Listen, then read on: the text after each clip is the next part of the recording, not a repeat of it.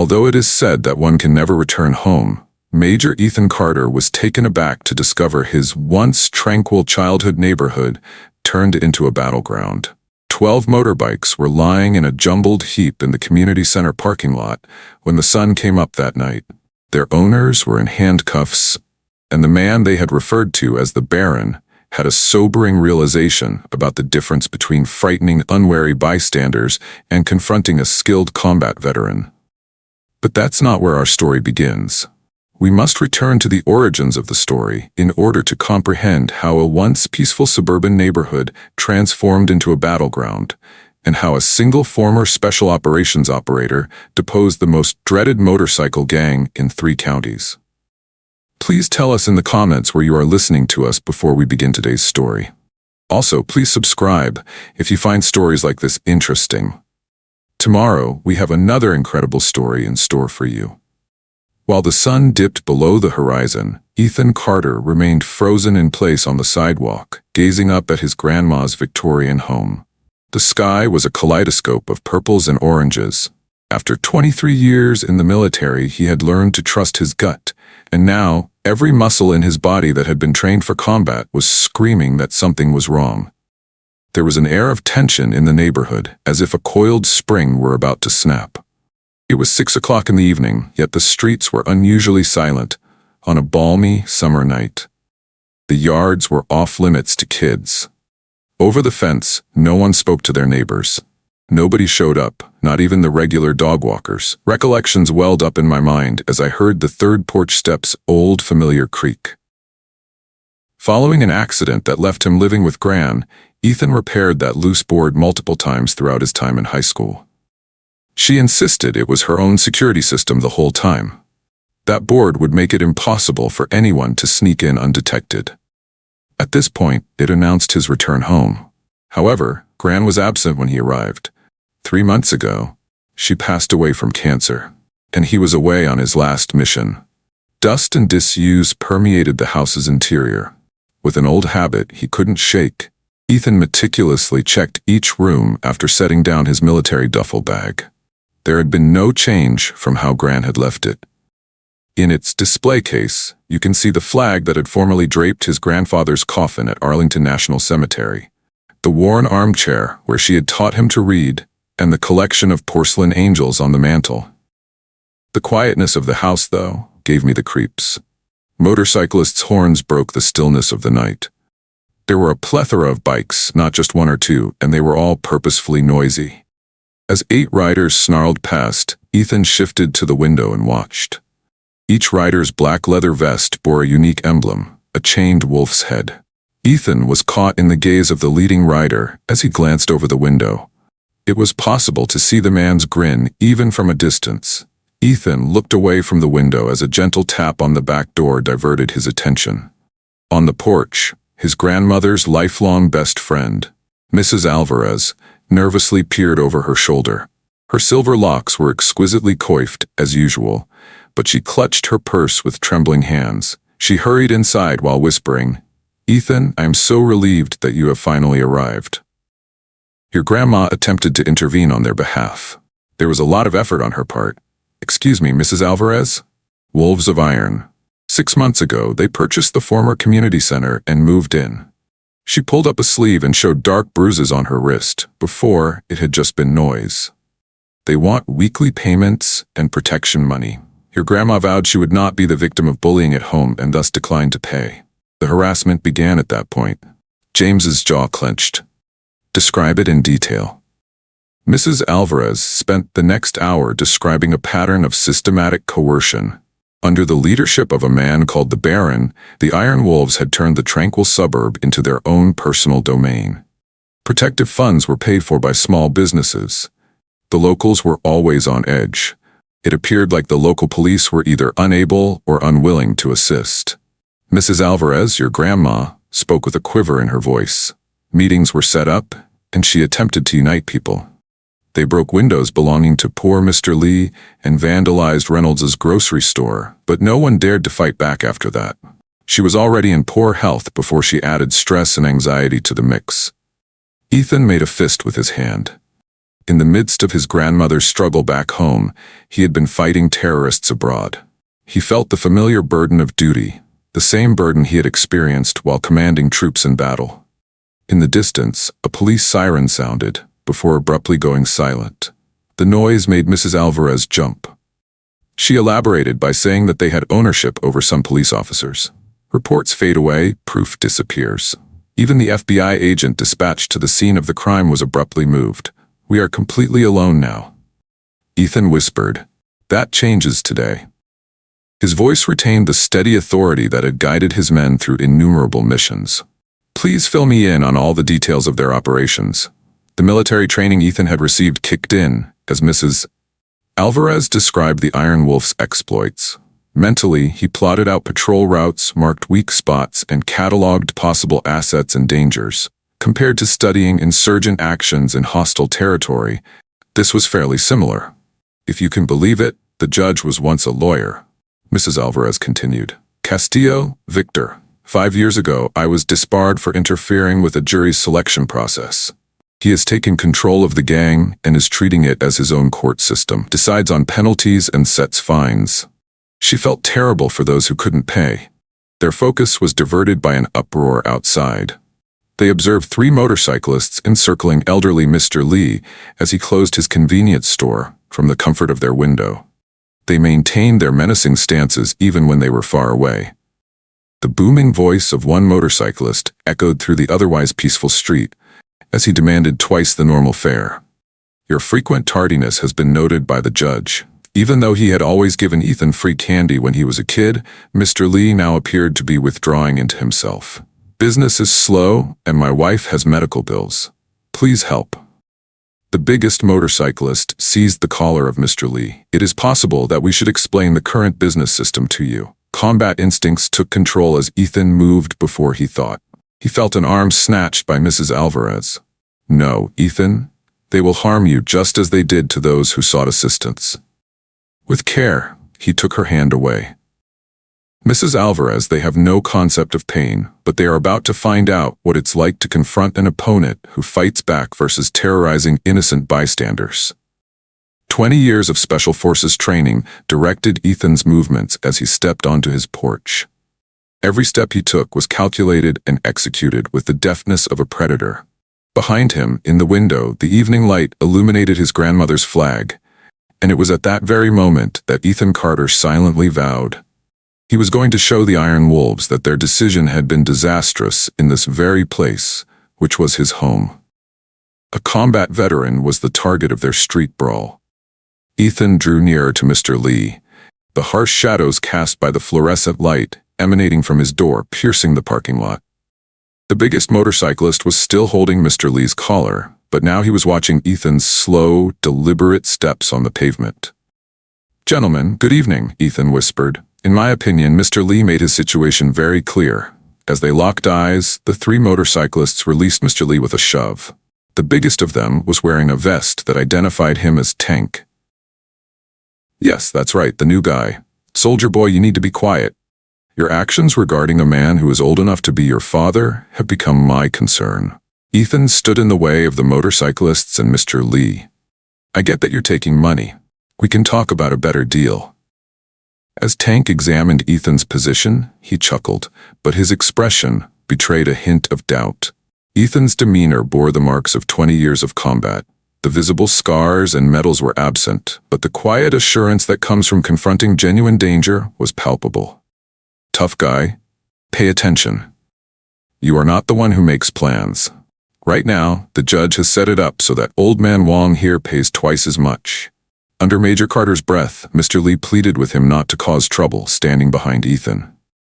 "After what happened to Tran's restaurant, they will do the same to my store. Because these gentlemen are about to learn something important about this neighborhood." Ethan replied without taking his eyes off Tank that no, they won't. Now it's safe. A skinny guy with snake tattoos all over his neck, the shortest rider, retrieved a switchblade. In the otherwise silent lot, the sound of the blade's opening resounded. "Feeling safe? To whom did it fall? You." As a group, Ethan forced a smile, but it remained elusive. "You see, I've devoted the past 2 decades to studying security, serious security. Nothing like security masquerade extortion. Additionally, I have become highly adept at handling individuals who conflate the two. Cracking his knuckles, Tank stepped forward. You have one more opportunity to leave, soldier boy. No way we wanted to ruin your lovely uniform and have to explain it to the judge. According to Ethan, who spoke softly, I'm not wearing a uniform anymore, meaning that he is no longer constrained by military regulations. Proceed with caution when deciding what to do next. While Tank was still mute, the third motorcyclist reached out and grabbed his arm. Please, pause. That individual, I was informed about him. Armed services. You have 3 silver stars. He was an Afghan comrade of my cousin's. Tank ignored the caution. Being Captain America is irrelevant to me. Respect for the Iron Wolves is universal. He hit Ethan across the face with a meaty fist. What followed became a tale told around the block. With a fluid motion, Ethan evaded the blow and sent Tank tumbling, capitalizing on his momentum. The biker, who had a serpent tattoo, swung his knife at Ethan, who grabbed his wrist and twisted it until the blade and its owner both fell to the ground. The third motorcyclist drew back, his hands outstretched. Hey dude, we're merely carrying out our duties. What does your job entail? Across the lot, Ethan's voice resounded. Your job description calls for you to terrorize elderly store owners, set fire to businesses, and physically assault those who are defenseless. Tank was clumsily getting to his feet when he looked over at him. Next night at the community center, I would like to meet with your judge. Please let him know, please. Upon touching the pavement, Tank spat blood. Hey soldier boy, you heard me? You're dead. Dead. I've heard that before, Ethan said in a composed manner. From better men than you. This coming Monday evening, please don't make me wait. On the periphery of the parking lot, a small gathering had formed as the motorcyclists withdrew to their bikes.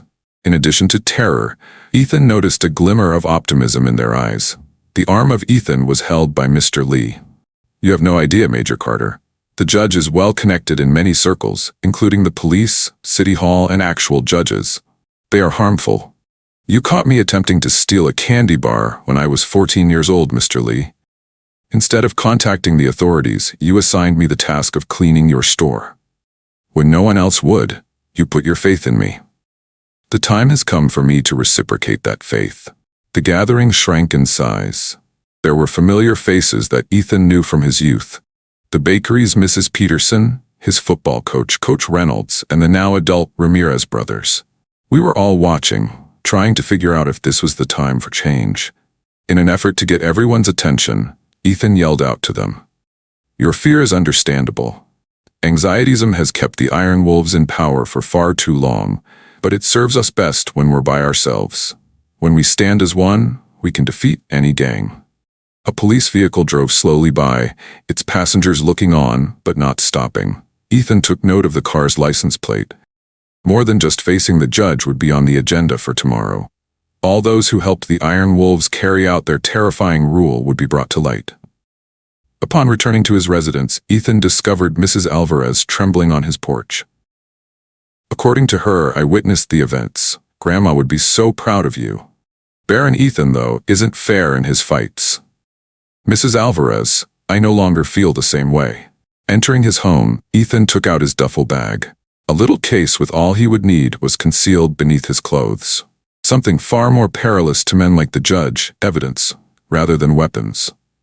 A state police captain who owed him from their days in the Rangers, an FBI agent he'd worked with on counterterrorism, and a deputy district attorney who'd never forgotten how Ethan had saved his son in Kandahar were among the old contacts Ethan called for the next few hours. A jumble of papers, photographs, and maps had taken over his grandmother's dining room table by midnight. Though cautious, the Iron Wolves had never before encountered an adversary with military intelligence training. There was a pattern to every corrupt police officer, every act of vandalism, and every protection payment. His phone bezel flashed with a text message. Dude, you're dead. Here are the judge's regards. Ethan laughed. They were still confused. Territories, power, and fear were the things they believed were at stake. They were mistaken, though. Justice was at stake. What transpired when the Iron Wolves used their street tactics against a man who had dedicated his life to real combat would be revealed the following night. As he looked out his window, he heard the rumble of 2 motorcycle engines. In an effort to frighten him, they were observing him. Ethan Carter, on the other hand, had confronted terrorists and warlords. The Iron Wolves were on the verge of realizing their mistake had been catastrophic. They had menaced the residence of the incorrect veteran. There was a tense stillness as dawn broke over Brookhaven. Ethan had spent the night going over satellite photos of the area, a talent he had honed during his time in the military that would soon come in handy. Poor and predictable were the patrol patterns of the Iron Wolves. They were taken aback by the intense scrutiny they were receiving. Emily Tran, an officer, appeared anxious in her clean uniform as she answered a gentle knock on his door. "Big Carter? I was a member of the neighborhood watch with your grandma before the Iron Wolves disbanded it." Then Ethan motioned for her to come in. Over her shoulder, Tran glanced at the department. "We are limited in our options. Images and videos of police officers pocketing cash are available. The trail fades away. Recounts by eyewitnesses are subjective. To whom did the officers belong?" A low, powerful growl came from Ethan. "Reynolds, the sergeant, Captain Harris, possibly some other people." Tran withdrew a little notepad. "Despite my captain's orders, I will continue keeping records." Ethan watched the rookie cop closely. "Tell me why you're telling me this." "Your grandma. She was the sole voice that spoke out when they began to intimidate companies. Claimed that resistance was necessary." Emotion overwhelmed Tran. "They stormed her home 2 days later." The pressure. She felt a pang in her heart. James's jaw clenched. Someone broke in. It was omitted from the police report. No report was filed. Paperwork was misplaced by Reynolds. Standing tall, Tran straightened her back. "Serving the public safety is why I entered law enforcement, rather than seeing thugs terrorize defenseless civilians. Ethan mentioned that things will change tonight. Still, I'm counting on you to help me out." Whispers of conversation filled the neighborhood by mid-morning.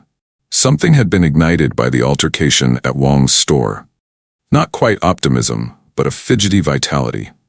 The Iron Wolves retaliated by sending more members into the streets, making their presence more intimidating than normal. From his porch, Ethan witnessed 3 motorcyclists hound Miss Peterson, who was demanding quick payment for additional security. While dispersing her retirement check, the elderly woman's hands trembled. A message from an unidentified number rang his phone. "One more opportunity, young soldier. We will destroy everything you hold dear, beginning with Granny's house, unless you flee the town." Ethan's answer was straightforward. "Feel free to give it a go." Within, he persisted in amassing information. Tran's notepad included names, dates, and places. For minor infractions like vandalism and noise complaints, the Iron Wolves eventually began demanding protection money from local companies. They eventually dominated the market for school contracts, health inspections, and construction permits. The judge's connections in the legal system enabled him to establish a web of corruption that extended all the way to City Hall. Tommy, the adolescent son of Mr. Lee, showed up when someone pounded on his back door. "His father had instructed me to bring this to you," the youngster whispered. It was a flash drive. "Video captured by surveillance cameras," Tommy clarified. "It has been kept by Dad. For every threat, there is a payment." To show the authorities, he was too terrified. "A courageous man is your father." They claimed last month's broken arm was a warning. Tommy became more resolute. "Hold them accountable, Major." Afternoon saw an influx of additional volunteers. The late Mrs. Alvarez brought along the ideal ham radio for discreet communications, her husband's old model. A hunting cabin belonging to Coach Reynolds was offered as a refuge. Documentation of suspicious insurance claim denials was even provided by Mr. Tran, whose restaurant had burned down. Maps showing patrol routes, lists of corrupt officials, and financial records showing money movements were all kept in Ethan's dining room, which became an operations center. Even though the Iron Wolves had established their own little kingdom, they had never encountered an adversary that comprehended asymmetrical warfare. He was distracted by a noise outside. Threats were spray-painted on his garage door by 2 motorcyclists. Tragedy strikes. Ethan carefully observed everything unfolding through his recently installed security cameras, which he had set up the night before. Desecrating his grandmother's beloved rose bushes was a particular source of joy for the bikers. "This is an update from Officer Tran. Feeling anxious, an urgent meeting was convened by the judge. It is mandatory that all members attend tonight's meeting at the community center. Just right. Is everything in order where you are? Waiting in readiness is the State Police Tactical Unit. Additionally, the FBI. Tran was hesitant though. Ethan, listen, these dudes aren't exactly hoodlums. For some reason, the judge takes pleasure in seeing innocent people suffer. Sure, I am aware. Ethan looked at the time. We need to get ready for tonight now. He then proceeded to spend the next hour contacting the local veterans of 3 wars, men and women who knew their place and had the experience to defend their home. An ideal vantage point for the community center was occupied by Mr. Dawson, a Vietnam veteran who had climbed to the top of St. Michael's Church bell tower. Covering the back exits were the Ramirez brothers, who were both former Marines. Every possible exit would be monitored. Ethan called his FBI contact one last time as the sun was about to set.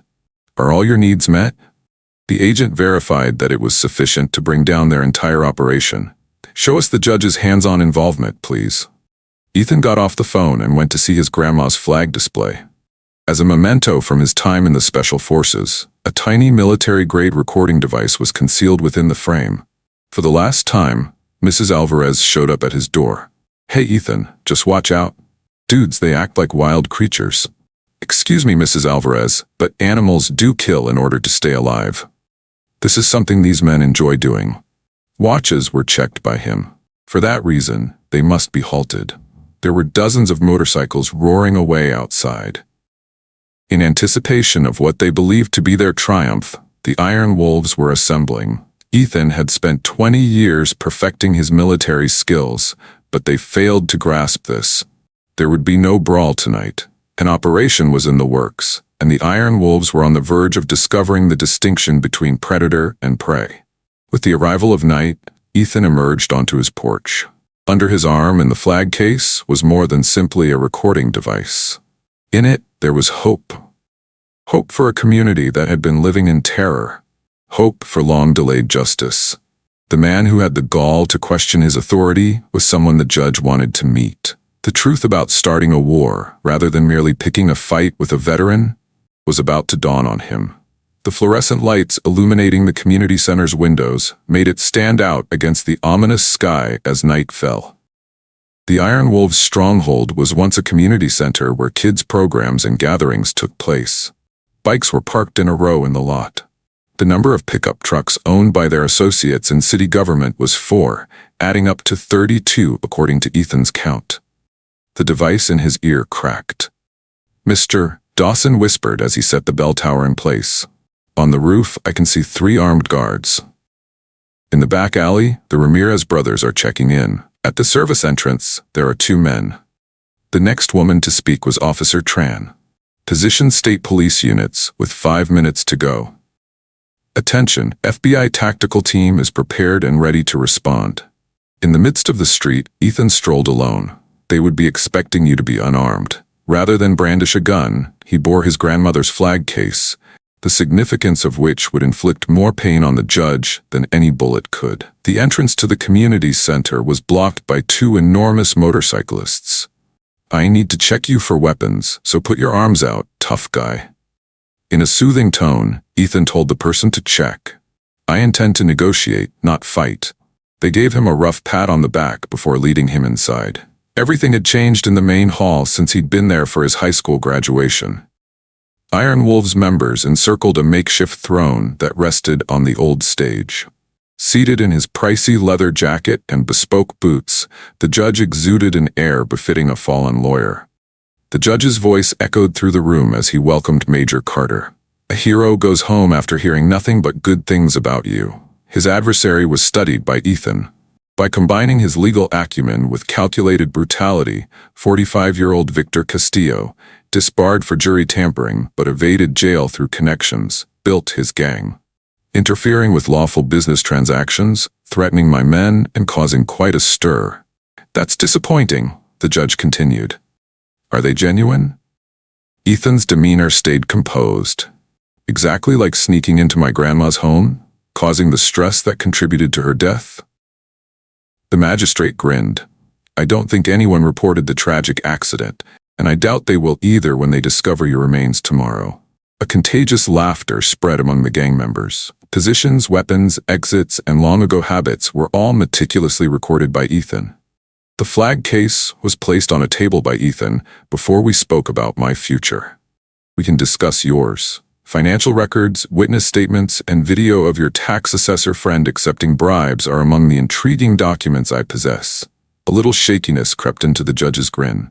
"Loss of documents is possible. Perceivers undergo a metamorphosis. You haven't been here before."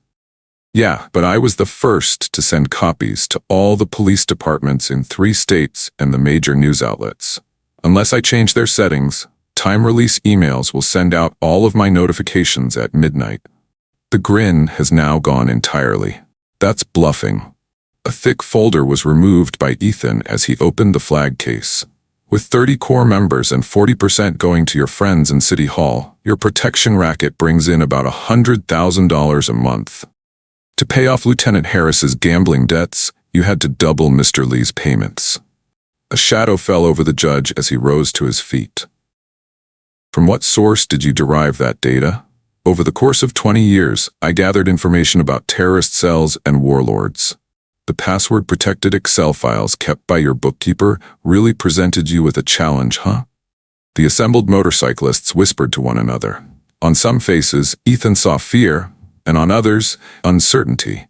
An opponent who had prepared well had never before faced them. "Give our guest a taste of what happens to liars," Tank the judge yelled.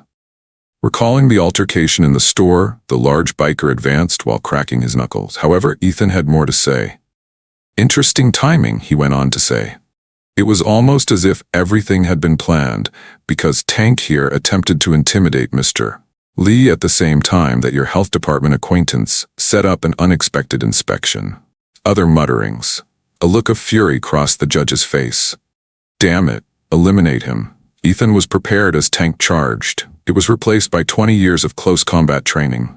Using Tank's momentum, he evaded the wild punch and sent Tank tumbling into a table. Another 2 motorcyclists dashed in. Every strike was pinpoint accurate, and every movement was economical. Ethan acted with fluid efficiency. He then yelled into his covert microphone. As flashbang grenades went off, windows shattered. From above, tactical teams of state police fought back. Special agents from the Federal Bureau of Investigation swarmed in through the side doors. Through the rear door, the Ramirez brothers slammed. Tensions flared up. Though some attempted to fight, others fled the scene. With his hunting rifle drawn, Mr. Dawson blocked the judge's way as he frantically searched for a concealed escape.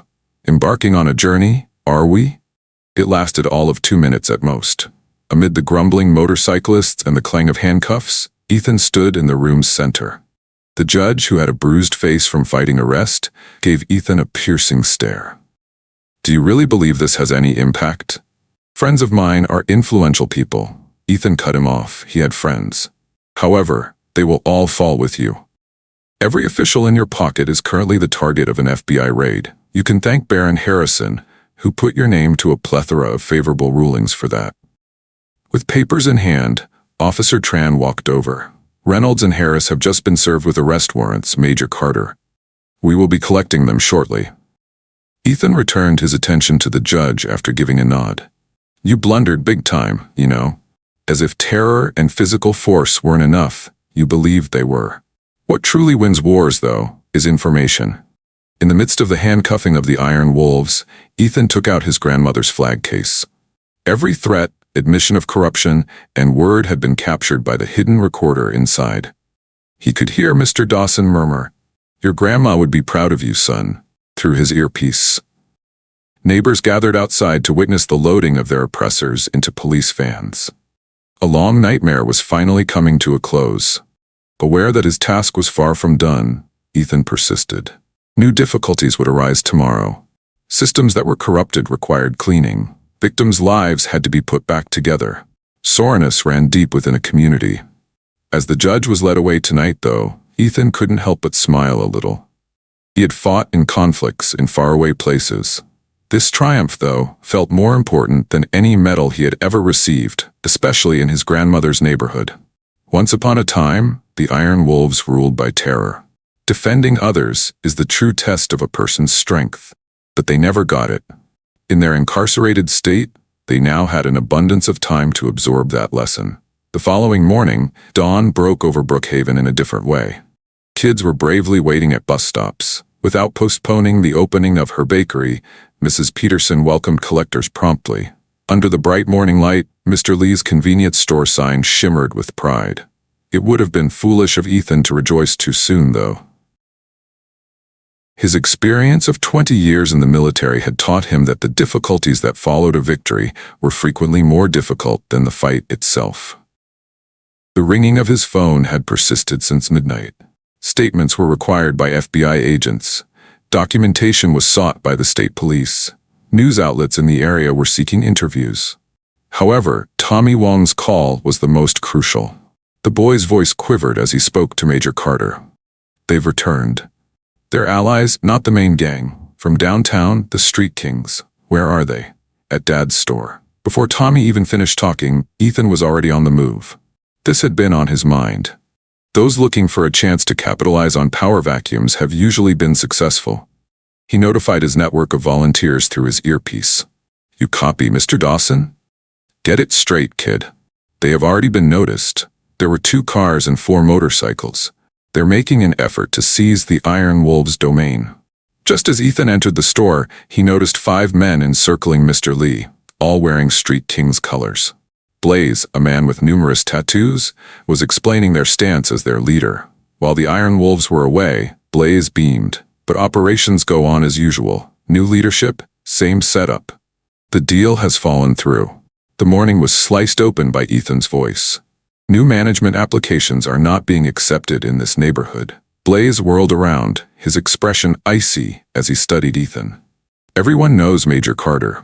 You don't get it, and that's why you made a huge mess last night. Anyone can step in when needed. As a matter of fact, Ethan drew nearer, painstakingly noting positions and weapons. My dear, you have no idea. More than just their captains were killed by the Iron Wolves. Their whole network was exposed by us. No crooked law enforcement official was immune. As of this very moment, the FBI is taking action by arresting accomplices, freezing accounts, and seizing assets. Blaze's smile wavered ever so little. Would you really believe that has any bearing? Concern for FBI investigations is low on the streets. Yes, Ethan did agree, but that their focus is on making money. Peruse your surroundings. Now, every shop has cameras that are linked to a private network. There is a record of every threat and every transaction. Oh great, the old system has been totally replaced. The twin Martinezes confirmed their positions, which Ethan could hear through his earpiece. From his vantage point in the church tower, Mr. Dawson had his scope fixed on Blaze. Standing by were state police units, according to Officer Tran. Blaze advanced to point out that, in case you were unaware, you are outnumbered. I notice everything, Ethan said in a composed manner. The way your right hand twitches toward your jacket is one example. You aren't accustomed to carrying this gun, and it's not comfortable. They are aware that my people have them encircled, so your men keep checking behind them. Plus, you can't be as sure of yourself as you seem because your car's engines are still revving. It was the first time Blaze's expression shifted from confident to uncertain. From a neighborhood watchdog, he hadn't anticipated such a degree of strategic analysis. Ethan went on to say that this was his final opportunity. Quickly depart. Inform your friends that the land is safeguarded not by criminal organizations or dishonest law enforcement, but by the courageous locals who have overcome their fears. Ethan could see the calculations taking place behind Blaze's back as he attempted to preserve his tough exterior. Everything was different now that the Iron Wolf had fallen. As long as the federal government was involved, the value of the territory was low. In a fit of rage, Blaze spat and retreated to his bike. Yes, that's correct. Ethan retrieved his mobile device. Why? Because my security feeds have been running facial recognition software the whole time we've been talking. You have some intriguing warrants in Nevada. If that information got to the local authorities, it would be unfortunate. In an attempt to appear tough but failing miserably, the Street Kings withdrew. Neighbors came out of their houses and stores as the bikes roared away. Mr. A. Lee held Ethan's arm tightly. According to the old man, they will inform others. Future gangs will also arrive. Ethan grinned and asked them to come. Time and again, they will discover us fortified, more organized, and more united. If you want to win a war, do that. By demonstrating to the enemy that the price is too high, not merely through direct military action. Ethan kept in constant communication with Officer Tran and his group of volunteers all day long. At key locations, security cameras were set up. Standardized methods of communication were devised. Rebuilt with military precision, the neighborhood watch was re-established. Coffee was brought to the volunteers by Mrs. Alvarez. Your actions in vanquishing the Iron Wolves and frightening away the Street Kings are truly remarkable, Ethan. However, is it sustainable? For the first time in months, Ethan saw children playing freely in their yards. This is our only option. Achieving freedom isn't a picnic. It calls for ongoing watchfulness. The FBI agent he spoke with last night's phone rang. Please, Carter, take a look at this. We're uncovering links that link the Iron Wolves to larger schemes. Cartels in Mexico, individuals smuggling firearms, and the rape of humans. There was much more to the neighborhood than your grandmother's. The expressions on people's faces, fear yesterday and relief today, came to Ethan's mind. Just give me all the stuff you have. We will give them a war if that is what they desire. Ethan sat on the porch of his grandmother's house as the sun began to set, taking in the sight of his neighbors taking back their streets. Even though the Iron Wolves had departed, he sensed that this was merely the start. There would be additional dangers, but this time the prey wouldn't be frightened. A strong, vigilant, and unfaltering resolve to defend what matters most would lead to genuine peace, and they would find a community that is organized, united, and headed by someone who gets this. Ethan Carter was determined to win the war for Brookhaven, not only to honor his grandmother's memory, but also to liberate all those who had ever felt helpless in the face of tyrannical rulers. Allow them to come, he pondered. They will discover the same thing the Iron Wolves did, that they endangered the home of a soldier, not merely a neighborhood. Sitting in his grandmother's study, Ethan reviewed intelligence reports 3 days following the fall of the Iron Wolves. Unsettling links had been found during the FBI's investigation. The operation run by the judges was a center for bigger criminal enterprises, not merely a place for local extortion. With a new pot of coffee and some bad news, Officer Tran showed up. Due to procedural issues, they have decided to release several lower-ranking Iron Wolves on bond. People with ties to the judges' past are still influencing the system. Ethan gave a non-surprised nod. Reorganizing and re-establishing their power base will be their goals. We are not waiting because of that. With red pins, he marked locations on a map that he spread out across the desk. Every hideout, secret location, and rendezvous point frequented by the Iron Wolves. Now we're not merely defending, we're actively challenging them. For Tran, that was a major red flag. According to Ethan, everything she does is within the law. It will be next to impossible for them to function because of us. Get a feel for it. Mr. Dawson was reporting from his observation post when his phone buzzed. There were 3 ex-wolves at the Blue Moon Bar, and they were all very unhappy. Very well. On time, according to Ethan's watch. Over his military career, he had devoted himself to analyzing enemy patterns and anticipating their moves. It was agonizingly obvious who the Iron Wolves were. The first stop would be at their usual hangouts. Violence would be used as a means of re-establishing control. However, the battlefield had already been altered by Ethan. You two Martinezes, you copied? The clean sweep operation is underway. Deliberately planned actions started in another part of town. Honest health inspectors swooped down on businesses associated with Iron Wolves. Apartments in their building were found to have violations. Officers scouted their every move. In a complaint to Officer Tran, one motorcyclist characterized the situation as harassment. No, she said, penning down yet another ticket. Adapt to this. It is the nature of law enforcement. It was crystal clear by the time night fell. No longer would Brookhaven be easy prey. However, Ethan was cognizant that the true tests were yet to come. Important news had come from his FBI contact. We are making progress, Carter. Cartel troops are making their way north from the south. Their distribution network loss has left them unhappy. Can you tell me the number? More than 20, all of them armed. They are trained killers, not thugs off the streets. Ethan beamed a gloomy grin. Heck, I'm the same way. His volunteer network was activated. Soldiers from 4 wars, all keeping an eye on different parts of the community. The ham radio that Mrs. Alvarez owned crackled with encrypted messages. Reach out, Mr. Dawson sent a radio. Heading south on Maple are 3 SUVs with tinted windows. Those Ramirez brothers, are you keeping tabs on the secondary routes? Very positive. They're making an effort to establish a boundary. Such was Ethan's expectation. Instead of sending regular soldiers, the cartel would send experts. However, they were unaware that they were entering a staged battleground. Immediately launch Operation Spotlight, he stipulated. Suddenly, intense floodlights flashed from windows and rooftops, sweeping across the area and revealing any possible hiding spots for the cartel soldiers. The surveillance cameras swiveled around to capture every corner. The motion detectors went off. What on earth? As his tactical advantage faded, one cartel soldier muttered under his breath. Speakers strategically placed allowed Ethan's voice to be heard. Thank you for visiting Brookhaven, gentlemen. It is against the law to bring weapons into the area, as I can see you did. Not to mention that there are a number of law enforcement agencies currently encircling you. You weren't bluffing. Waiting were the tactical teams of the FBI. Rangers from the state's Special Weapons and Tactics Unit came out of hiding.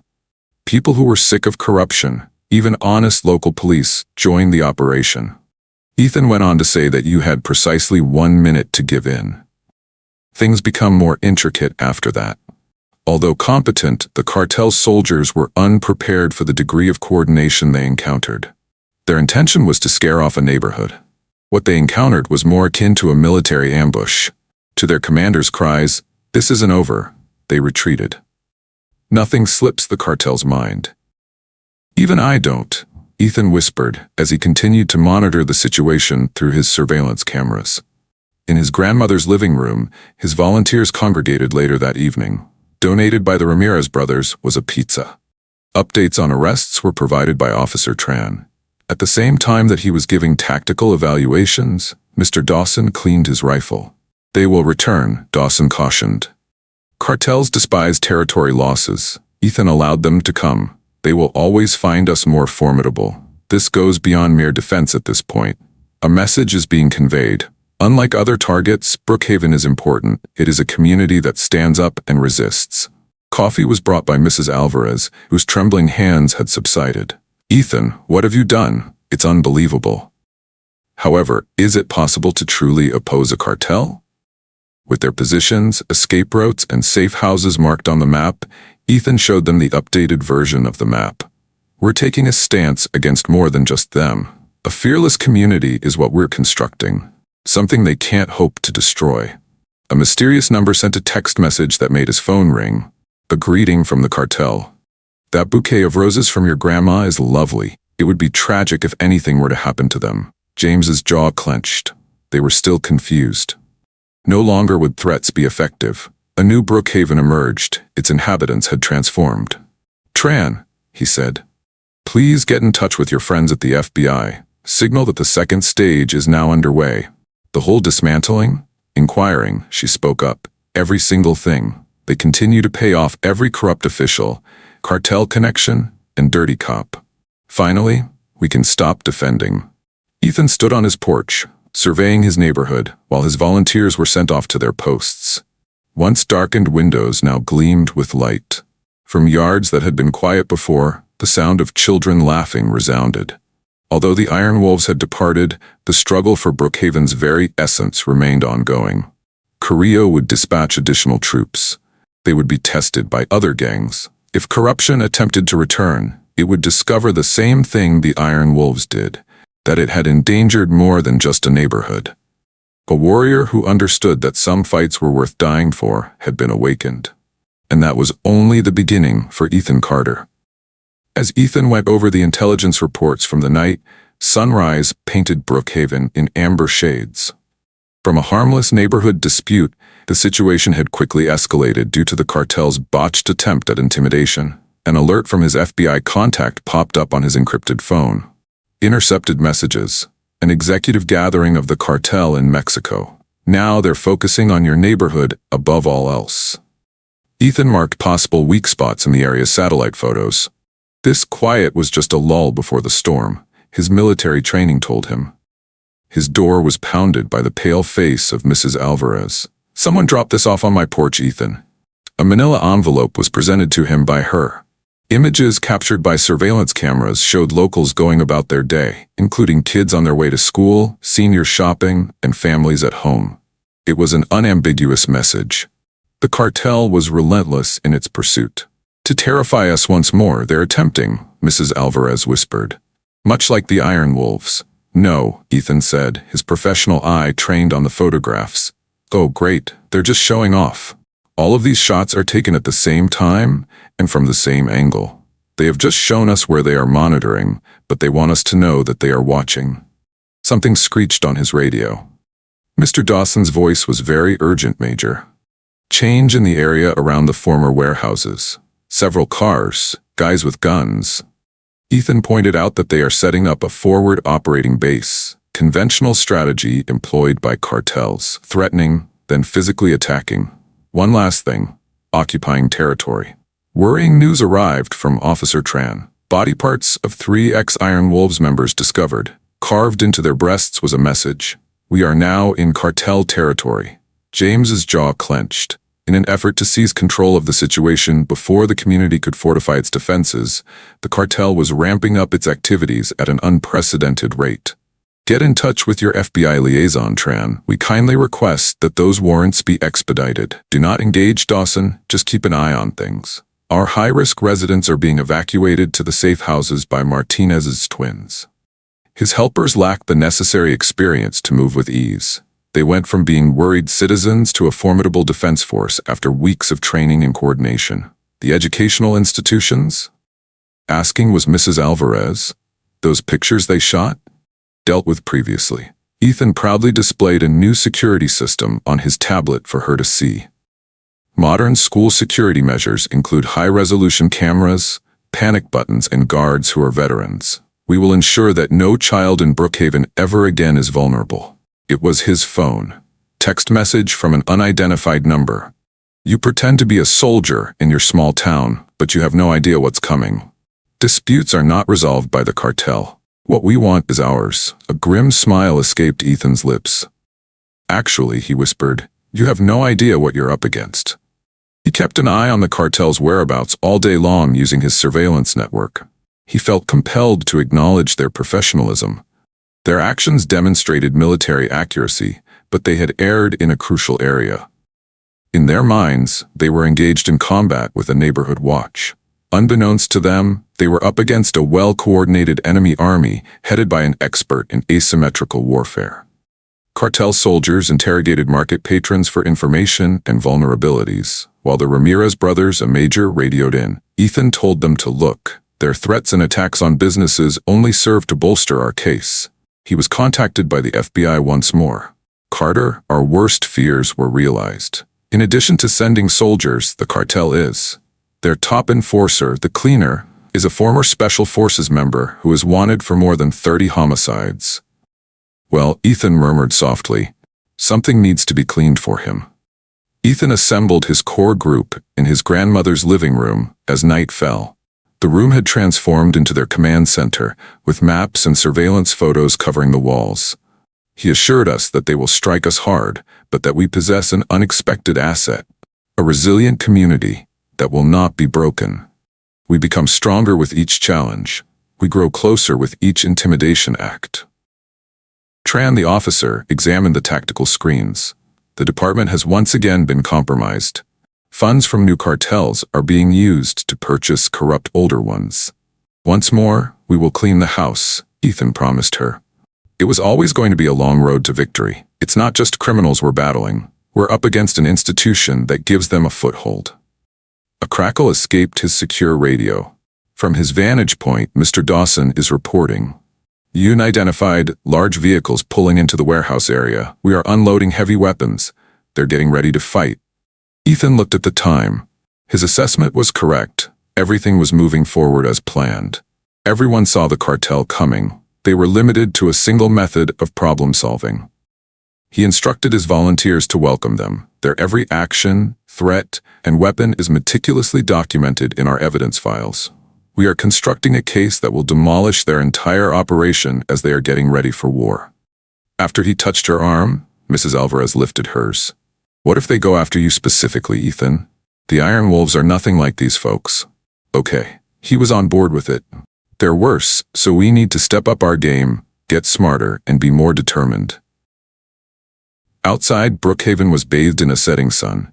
Houses that had remained dark out of fear began to turn on their lights. Yards that had lain deserted for months were now inhabited by children. The community was recovering and regaining its power. The true struggle, though, was only beginning, and Ethan knew it. Even after resorting to threats and intimidation, the cartel persisted. They intended to wipe out Brookhaven's opposition and punish anyone who dared to oppose them. For some things, it didn't matter how much it cost.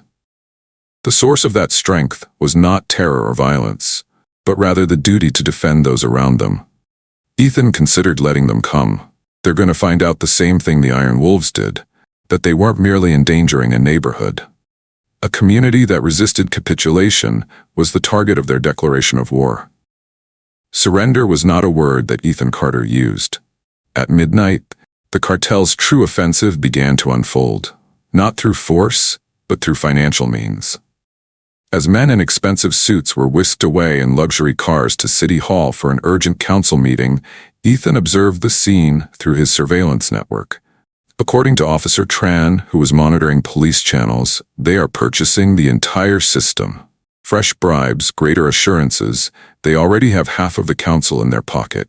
Such was Ethan's expectation. Contrary to street gangs, the cartel functioned in a unique way. They tainted everything from the very top. Parking enforcement began issuing tickets to vehicles outside businesses that refused to cooperate by morning. Suddenly, businesses that backed the neighborhood watch were found to have health code violations. The revocation of the building permits was a mystery.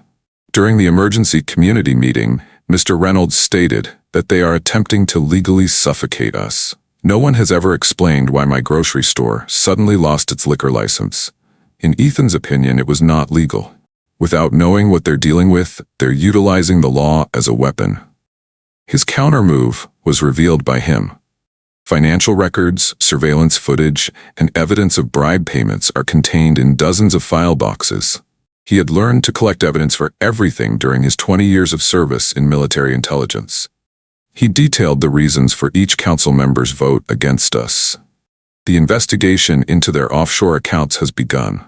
Without warning, every inspector discovered infractions. It is proven that they are associated with cartel shell companies. What they're actually doing is constructing their own prison, even though they claim to be purchasing a system. An FBI contact had sent him a message, and his phone buzzed. 3 corpses have been discovered since the cleaner arrived last night. He's communicating with someone. At the crime scene, Ethan examined the photographs. Former members of the Iron Wolves who had defied the cartel's demands were among the victims. The point of their deaths was to demonstrate the cost of defiance. He informed his volunteers that people still believe this is about fear. It is time to demonstrate to them the true essence of strength. Brookhaven's opposition became more strident as the day progressed. Veteran customers were waiting for the cartel soldiers who tried to intimidate store owners. There was widespread filming by locals as corrupt police officers conducted warrantless searches. There was meticulous documentation of every threat and action taken by the cartel. From their vantage point, the Ramirez brothers notified the major that the cleaner was moving. At the deserted plant, I witnessed him meeting with ex-Iron Wolves. Ethan responded positively. Let your FBI contact know about Tran. Now let's move on to Phase 3. Ethan excelled in the third phase, which involved using the enemy's strength against them. In an effort to demoralize Brookhaven, the cartel dispatched their most senior enforcer. On the contrary, they had set Ethan up with an ideal target. The cleaner moved as darkness descended. He probably picked Mrs. Alvarez as an easy target to frighten the neighborhood because Ethan's surveillance cameras caught him approaching her house. However, she wasn't the only one. This was something that Ethan's network had expected and was ready for. Unseen beings positioned themselves as the maid picked her lock. At this point, Ethan gave the signal over his radio. Bayonets were set ablaze. Tactical teams from the FBI encircled the cleaner, their sights fixed on him. His violent reputation was rendered irrelevant in the face of overwhelming force. Over the peaceful street, Ethan's voice echoed to Diego Navarro, the cleaner. 37 counts of first-degree murder have been filed against you. Due to current circumstances, the cartel is unable to assist you. It seemed like the cleaner was going to fight. To Ethan's dismay, he was competent, but it wasn't good enough to compete with operators who had practiced for this very situation. Ethan got another text message from an unknown number as the FBI led him away. Think an arrest makes a difference? It is now our city. According to Ethan's response, you should review your spending. To a person. The cartel's meticulously laid network started to fall apart within a few hours. The Shell Corporation was found out. The bank froze the accounts. A federal investigation was launched against every official they had bribed. According to intercepted communications, a cartel lieutenant stated, "This is impossible. How were all the pieces pieced together?" It was easy to figure out. The cartel wasn't the only enemy Ethan had been facing. In order to dismantle their infrastructure, he had been meticulously recording their entire operation. Ethan informed his volunteers back at his command post. A similar error was committed by the cartel, as by the Iron Wolves. They considered terror to be their most potent tool. They failed to grasp the power of proof, documentation, and community unity in the face of violent opposition. New information was brought by Officer Tran. The enemy is retreating and reorganizing. However, Ethan, rumors are circulating regarding the potential acquisition of formidable Mexican players. "Allow them to come," Ethan whispered softly. "Our position is strengthened with every dollar they spend, every threat they make, and every enforcer they send. They fail to comprehend. We're taking on their entire operation, not just protecting a neighborhood." The volunteers were served coffee by Mrs. Alvarez. When sirens went by, her hands stopped trembling. "What you've done, Ethan, goes beyond merely keeping us safe. You have restored our honor." Ethan examined the tactical screens that showed the movements of the cartel. Their tactics were shifting as they adapted. Yet Brookhaven was as well. With every conflict, the community grew stronger and more cohesive. He forewarned his people that they will attempt again. We, like the cartel, do not take defeat lying down. Brookhaven went outside and got ready for another night. It wasn't, however, the terrifying night of the previous few months. Lights from the porch illuminated the space. Across the fence, neighbors were chatting. All the kids were sound asleep in their beds. With more troops, cash, and threats, the cartel would increase its presence. However, they would discover the same thing the cleaner and the Iron Wolves had, that they hadn't merely targeted a neighborhood. They had roused a group of people who would not be victimized. Plus, they had taken on a fighter who understood that not every fight was worth the risk. Winning them would have been worth it. At first light, the cartel retaliated, not violently, but with attorneys. Ethan, his volunteers, the neighborhood watch, and anyone else who dared to resist were all sued by dozens of them. While dumping yet another stack of court documents onto Ethan's desk, Officer Tran explained that they are attempting to suffocate us in legal fees. Harassment claims, civil rights violations, defamation suits. Ethan grimaced as he studied the paperwork. They are still confused. Find out more about every case. You need evidence for every claim. We are not being attacked. All of their operations are being made legally available to us. An FBI contact who sounded concerned answered his phone. Cartel bosses are irate, Carter. They've always managed to capture new territory. Experts, not merely assassins, are being summoned. Professionals in psychological warfare, blackmail, and extortion. Sure thing, Ethan said. Permit them to squander resources. We can further dismantle their organization with each expert they dispatch. As the day progressed, Ethan observed the cartel's innovative strategies in action. Articles casting doubt on the tactics employed by the neighborhood watch surfaced in the local media. Ethan was allegedly a dangerous vigilante, according to anonymous sources. Anger orchestrated by some on social media, the latest news reports are being shown to him by Mrs. Alvarez, who is worried that they are trying to turn public opinion against us. Ethan told her no. Their desperation is evident.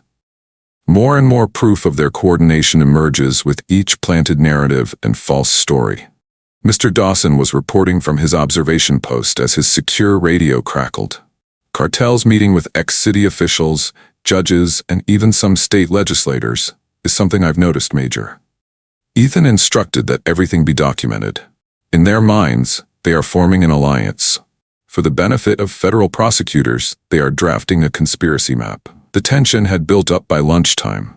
No less than 3 businesses that provided assistance were found to be in violation of building codes. Many restaurants had their licenses revoked by the health department. Neighborhood watch volunteers were subjected to random traffic stops by the police. But things had changed in Brookhaven. Instead of being scared, locals recorded every conversation. The business owners recorded each inspection instead of paying bribes. A paper trail of corruption was left behind by the cartels as a result of their bureaucratic warfare. As he watched police channels, Officer Tran noticed that they were becoming increasingly desperate. Word on the street is that they're plotting something massive, with numerous teams preparing to launch. Ethan inspected his tactical screens. After their earlier setbacks, the cartel deployed their forces more cautiously, but they were still confused about their true enemy. Echo Protocol Activation, Tran. All observation posts, Dawson, be informed. Start the evacuation procedures, Martinez, twins. His volunteers executed their strategies, which they had practiced numerous times with a lack of experience. Relocating high-risk residents to safer houses was done within hours. The extent of monitoring skyrocketed. We watched every single way that led to Brookhaven. Tran was astounded by how you had transformed the entire neighborhood into a stronghold. Not a stronghold, Ethan told her. More accurately, a neighborhood. Cartels always consider territory and control when making decisions. They fail to grasp the fact that our defense extends beyond the streets. We're safeguarding residences, households, and lives. Another threat rang his phone. You've assembled formidable foes. At some point, everyone snaps. Yes, we can locate yours. Ethan's answer was straightforward. Someone else has attempted it. The cartel launched their new offensive as night fell. Without resorting to violence, but rather by targeting the community's vulnerable areas with pinpoint accuracy. Child services received anonymous calls aimed at helping families. Businesses that were resistant to tax auditors were visited. Somehow, the number of infractions of building codes skyrocketed. However, Ethan had foreseen this. Every fabricated report was recorded. The results of each audit showed a correlation. It became clear that the cartel was corrupt when they tried to use the system against it. Experts in psychological warfare, former intelligence operatives, and specialists are being brought in, according to the Ramirez brothers' radio transmission. Ethan responded positively. Invite them. We can pull the thread further with each specialist they deploy. Ethan analyzed the cartel's movement pattern in his command center. Like Brookhaven, they were learning and adapting. The community's determination was fortified with every fresh strategy. He informed his volunteers that they believe they are engaged in a neighborhood conflict. They are oblivious to the fact that they are up against a movement. Each individual or company they intimidate simply adds to the mountain of evidence we already have. The coffee was brought to the watchers by Mrs. Alvarez. Listen, Ethan, these folks are more than just bad apples. Their influence and network are substantial. His answer was yes. And that is where they fall short. Their network becomes more vulnerable as it grows larger. Another point of failure for every corrupt official, bought judge, and compromised cop. In the open, Brookhaven got ready for yet another night of watchfulness. The mood, however, had shifted. There is now resolve where there was previously dread. Unity reigned where isolation had previously existed. The cartel would dispatch additional experts, attorneys, and even threats. However, they would discover the same thing the Iron Wolves did, that they had engaged in more than just a neighborhood challenge. They had roused a people who knew that bravery was not to be found in cowardice or aggression, but in resisting coercion. And that was only the beginning for Ethan Carter. Permit them to approach, he whispered as he observed his strategic demonstrations. The lesson they're about to receive is that not all enemies can be bought, not all communities can be destroyed, and not all battles are worth fighting for, no matter the cost. A new chapter had begun in the struggle for Brookhaven's very essence. The defenders, however, weren't merely battling back. They were triumphing this time. An unanticipated avenue was utilized by the cartel for its subsequent action. A string of baffling real estate deals that have been circling Brookhaven was uncovered by Ethan during his morning intelligence review. Officer Tran demonstrated the practice of purchasing properties through shell companies by distributing property records across his desk. Acquisitions made at 3 times the market value included apartment complexes, storefronts, and even private residences. Ethan examined the design and saw a traditional encirclement tactic. In addition to purchasing buildings, their goal is to gain control of key locations, such as access points, surveillance posts, and defensive strongholds.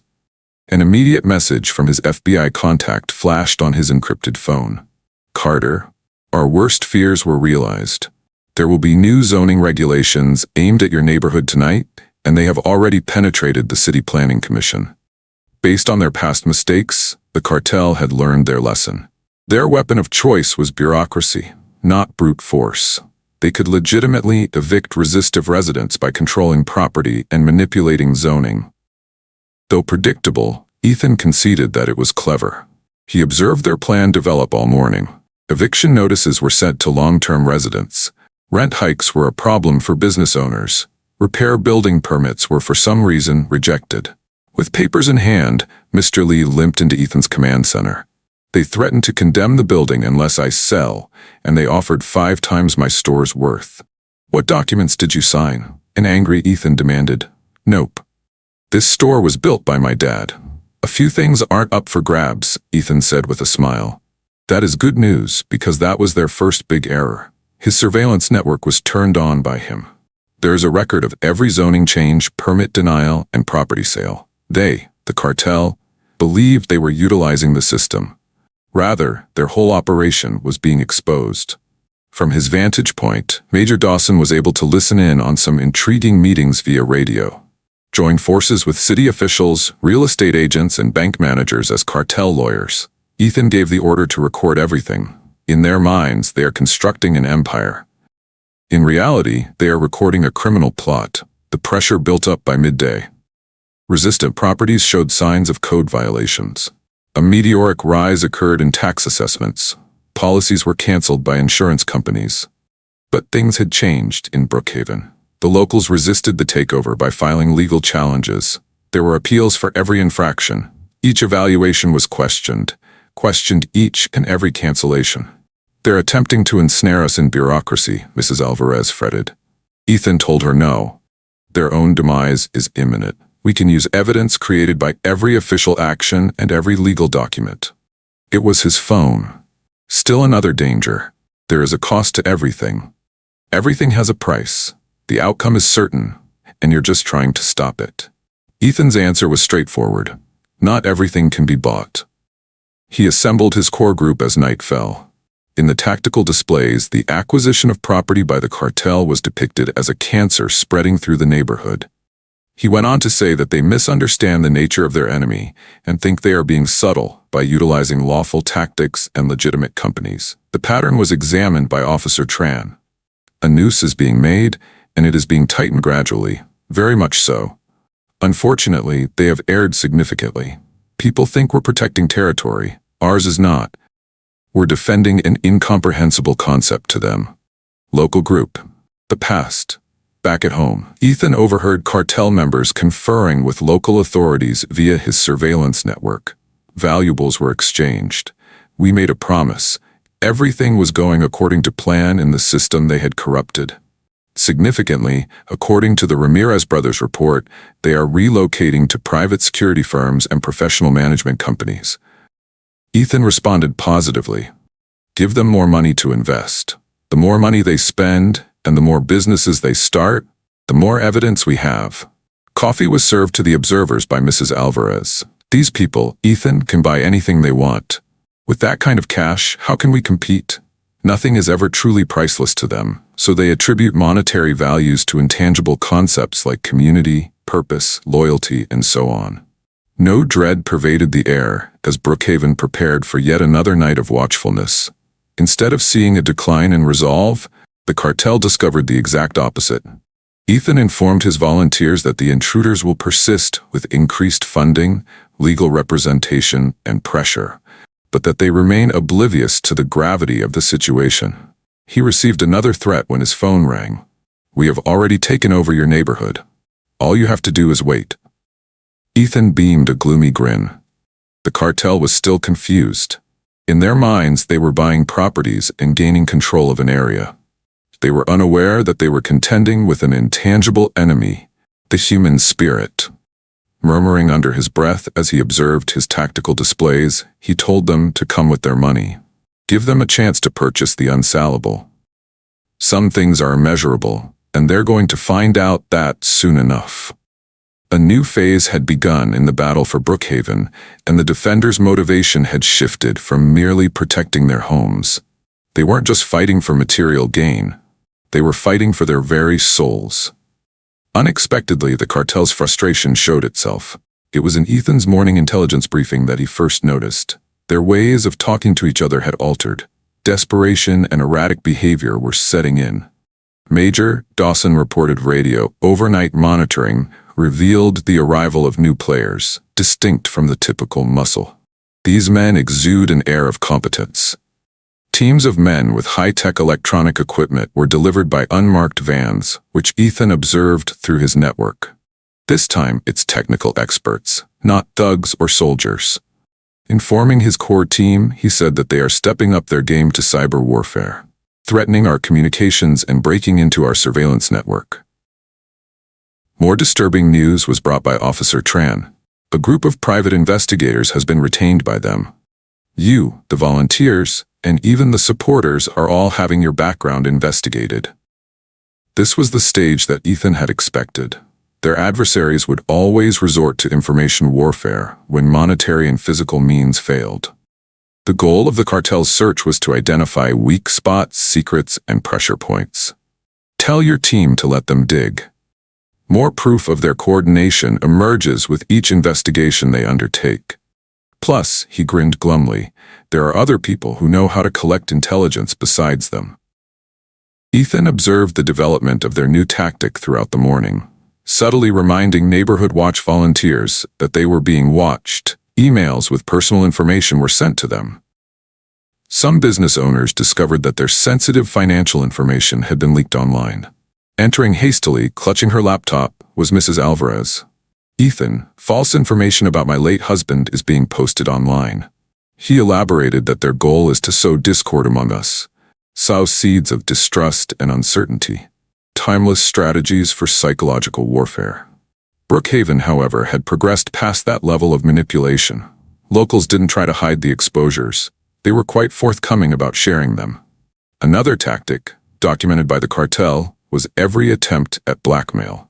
The twin Martinez children informed us that there are hackers attempting to disable our security cameras by breaking into our neighborhood's network. Ethan responded positively. Their desperation is showing, and when enemies are desperate, they make mistakes. Important news had come from his FBI contact. Carter, they've assembled a team of ex-intelligence operatives in addition to tech experts. The people here are top-notch experts in their field. Perfect, Ethan remarked, because experts in a given field tend to leave distinct paths, and I've spent the better part of 2 decades figuring out how to follow mine. The digital attack became more severe by midday. Complex assaults were launched against security systems. There were attempts to jam communication networks. A disturbance was picked up by the surveillance cameras. However, Ethan was ready for this. He had learned from his time in the military that technology was merely a tool. The true power was in the people. He informed his volunteers that they believe they are combating a security system. They fail to recognize that they are confronted with a community. Everyone can find a way to hack software. Morale cannot. Another threat rang his phone. Clues are universal. Weaknesses are universal. Yes, we can locate yours. Ethan gave a typical response. When you're comfortable with yourself, secrets become irrelevant. He assembled his core group as night fell. The tactical displays revealed that Brookhaven was being digitally besieged by the cartel. According to Officer Tran, they are attempting to blind us. Observing the malfunction of security cameras, Ethan told her no, they're putting themselves out there. There is evidence of every attack. Traces are left by every probe. Their assumption is that they are collecting intelligence. Our case is actually being advanced by them. The meeting between the cartel operators and their new specialists was observed by Ethan through his backup systems. Funds were trickling in. A strategy was devised. As far as they were concerned, they were initiating a complex cyber attack. The old warehouse district is being used to set up an electronic warfare center, according to Major Dawson radio transmission. As anticipated, Ethan responded. They should be allowed to set up their infrastructure. The evidence we can use is created with every piece of equipment they install. Mrs. Alvarez, her expression filled with concern, brought coffee to the observers. Ethan, these individuals are able to discover all of our personal details. How can we counteract such a powerful force? He provided an explanation by focusing on what they miss. They fail to grasp that true power is derived from our principles, not our secrecy, and that knowledge is power. As night fell, Brookhaven got outside to get ready for more cyber warfare. However, nobody seemed scared. The cartel was surprised to see acceptance and unity instead of panic over exposed secrets. After Ethan informed his volunteers to keep digging, they will.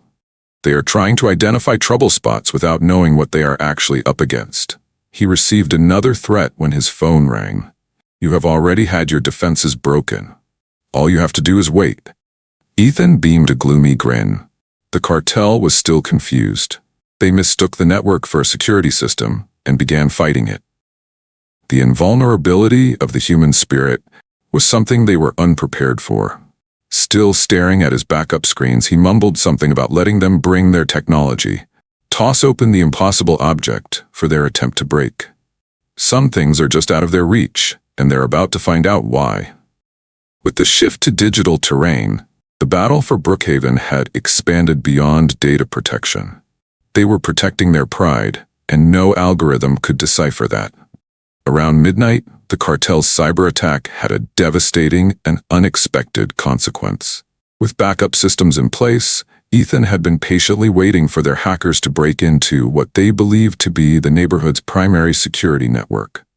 According to Officer Tran, they have gained access and are observing the phony systems that Ethan had set up as a trap.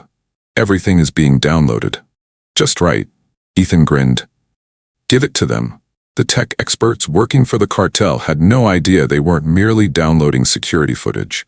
They had Ethan's cyber warfare contacts build a complex tracking program. Their command center is dazzling, like a Christmas tree. Major Dawson radioed with excitement. With this, Ethan concluded, we have full access to their entire operation because every single phone, computer, and other device linked to their network is now at our fingertips. Predators aren't always caught when you fool them into thinking they've caught you. Financial records, communication logs, operation plans, and data poured into Ethan's protected servers all night long. He now had the evidence he needed, thanks to the cartel's arrogance, to expose their whole criminal enterprise. The night watchers were greeted by Mrs. Alvarez at the crack of dawn, who brought them freshly brewed coffee. A huge data breach has been reported in the news, Ethan. We supposedly lost everything, they say. He responded, let them think that, while revealing his true displays to her. As they revel in what they claim to be victory, were meticulously charting their entire organization. His FBI contact sounded impressed when he called. I am astounded by this, Carter. Just now, their encryption broke. In 3 different states, we are discovering ties to corrupt officials. According to Ethan, they were never clear on the true nature of their conflict. They mistook this for a struggle for control of territory. They had no idea it had anything to do with fairness. The cartel's joy quickly transformed into fear by morning. Their own security had been compromised by their successful hack. In spite of repeated efforts to block them, Ethan's program continued to spread. Their tech teams are absolutely frantic, according to the Ramirez brothers. Ethan concluded by saying that their attempts to cleanse their systems have been unsuccessful. A line of code can be just as effective as a gun or badge in certain situations. An urgent call from an unknown number made his phone ring. Tell me what you've done. Are you familiar with your counterpart? Ethan's answer was straightforward. At this point, your identity will be clear to all. As the day progressed, he observed the digital empire of the cartel disintegrate. They were able to decrypt their communications. Word got out about their secret accounts. All of their corrupt connections exposed. While keeping an eye on police channels, Officer Tran noticed that they are fleeing in terror. Their legal counsel is defecting. Corruption in their ranks has led to resignations. Ethan told his volunteers that it was because at last they get it. In their minds, they were engaged in combat with a neighborhood watch. On the contrary, they bestowed upon us the royalties. Mrs. Alvarez was utterly astounded by the news reports. Ethan concluded by saying that the power of truth is far greater than all those influential people and their connections. In secrecy, they constructed their empire. We merely switched on the illumination. Mr. Dawson was reporting from his observation post as his secure radio crackled. There has been tremendous, enormous activity at their headquarters. They're igniting paperwork and destroying machinery. So long as they burn, Ethan said, everything we need is already at our disposal. He assembled his core group as night fell. The tactical screens showed the organization of the cartel breaking down as it happened. He elaborated on how they perceived technology as a competitive advantage, that any weapon has the potential to be used against its owner was something they failed to grasp. Cartel leaders were seen fleeing by Ethan through his network. The veneer of legitimacy they had painstakingly built crumbled.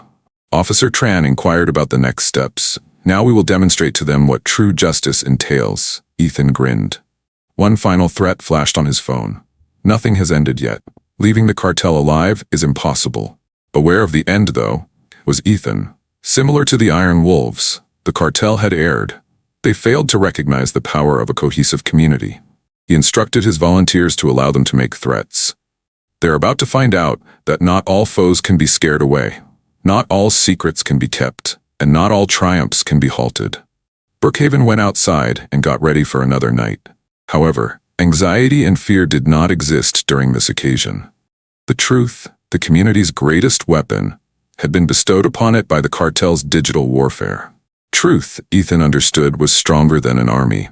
The battle for Brookhaven's very essence had come to a climax. In doing so, the defenders had uncovered an imperial corruption while simultaneously protecting their homes. Finally, the right thing would happen. A revitalization of Brookhaven's vibe occurred when word got out about the cartel's collapse. Locals took to the streets to celebrate and honor those who had overcome adversity by standing united and speaking their truth. With a growing feeling of pride in his chest, Ethan observed from his porch. It wasn't simply a battle they had won. They were once again a united front. However, he was aware that there was still work to be done.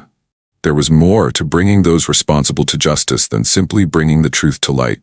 Corruption ran deep. Accountability, change, and a resolve to repair damage would be necessary. The number of his FBI contact rang on his phone. The Attorney General would like to have a private conversation with you, Carter. The scope of what you've discovered exceeds our wildest expectations. Ethan laughed. Inform her that I am prepared to begin working.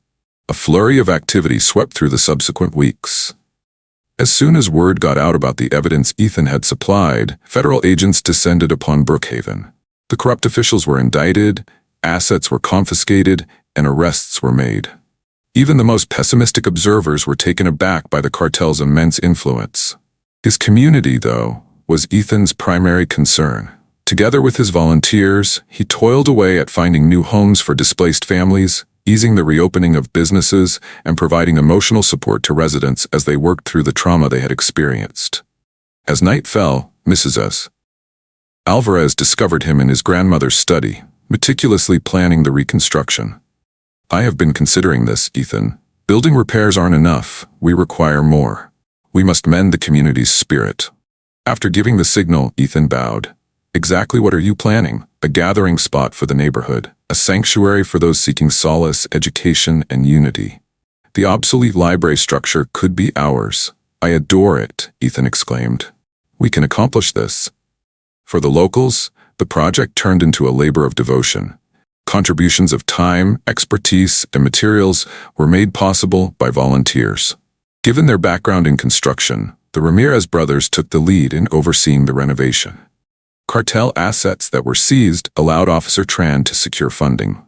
Programs for families, older adults, and youth were deeply cherished by Mrs. Alvarez. Brookhaven found a new sense of direction as the center came into being. A sense of resolve replaced the terror that had previously stricken the streets. From seclusion to community. The Iron Wolves and the cartel's wounds started to mend little by little. The grand opening of the Brookhaven Community Center took place exactly 3 months following the fall of the cartel.